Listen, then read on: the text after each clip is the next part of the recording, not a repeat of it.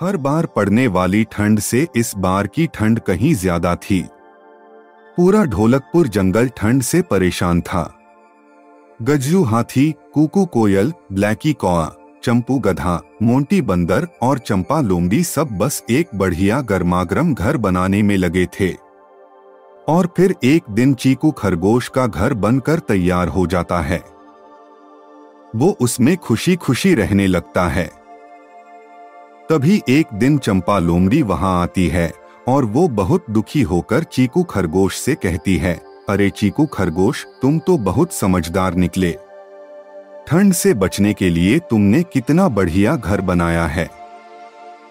अब क्या बताऊं चीकू खरगोश, ठंड इतनी पड़ रही कि मुझसे तो अब चाह कर भी अपना घर नहीं बना पा रहा।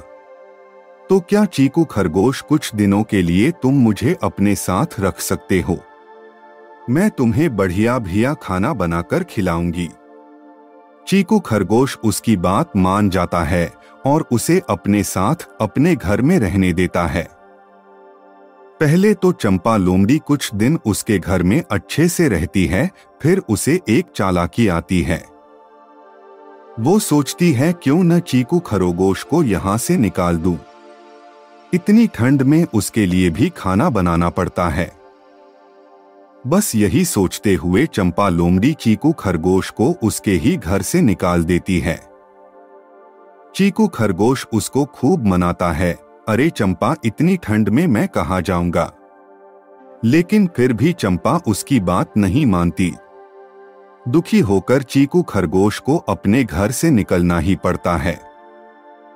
तभी चीकू खरगोश मोंटी बंदर के पास जाता है और उसे चंपा के बारे में सब कुछ बताता है और उससे कहता है कि वो उसके साथ चले और चंपा को घर से बाहर निकाले।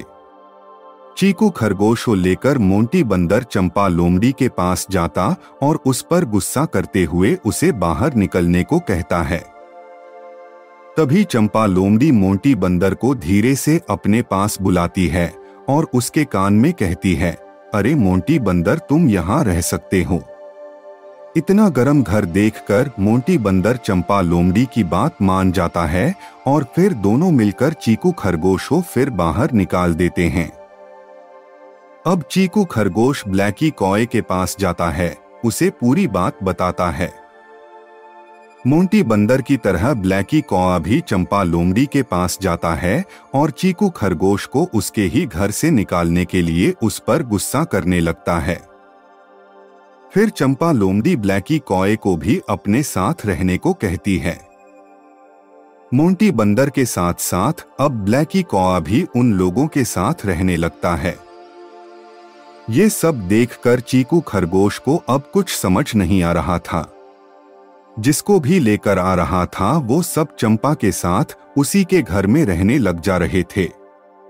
तभी चीकू खरगोश को गज्जू हाथी का ख्याल आता है, क्योंकि पूरे ढोलकपुर जंगल में अगर कोई समझदार है तो वो है गज्जू हाथी।